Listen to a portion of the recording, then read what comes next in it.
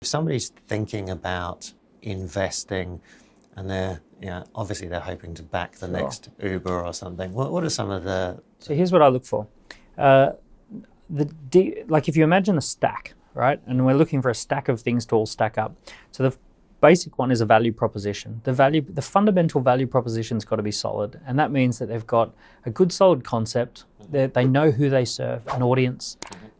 They've got a solid product or offer. And they've got a good way of selling it. They can get to market and they can sell that thing. And initially they might have even competed on price and they might have been the cheaper alternative, but that is essentially the first base that a business has to hit, is its value proposition. The next thing that I'm looking for, which is something that we work with on companies, you need to have a founder who is able to mobilize resources around them. An influential founder is a big deal. So if you think about someone like an Elon Musk or a Richard Branson or a Mark Zuckerberg, these are people who know how to enroll people in a vision.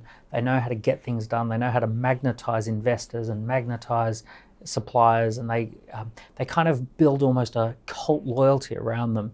And even though we see this phenomenon, or a lot of people see this phenomenon, but I still think that angel investors don't go looking hard enough for it.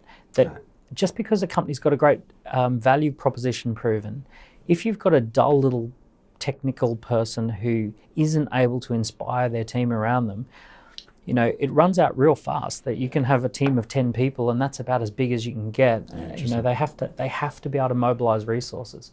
And then the final thing is that the accelerated valuation really comes down to three things, which is a proprietary asset set. So some sort of proprietary asset in the business, something that's hard to do for any other company, hard to replicate, or some leading asset where they're ahead of the market. And it could be a combination of culture, brand, could be products or intellectual property.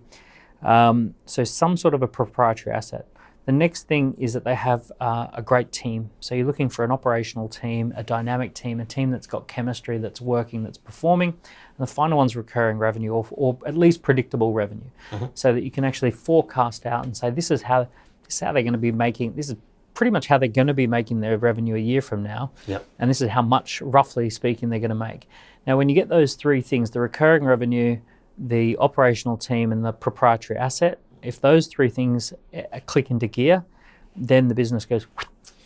So when you're talking about the value proposition, do you include in that proven market, like the ability to sell it? Because what I see, a lot of people get so excited about the idea or even the team, and they just neglect the fact that the market actually isn't responding, isn't buying the product. So is that included in the value, or does that come later? Yeah, it's kind of like the value proposition is really, does this genuinely solve some sort of a massive need in the marketplace? Can you sell it? It's, you see a lot of companies where they're all about the icing on the cake, but there's no cake.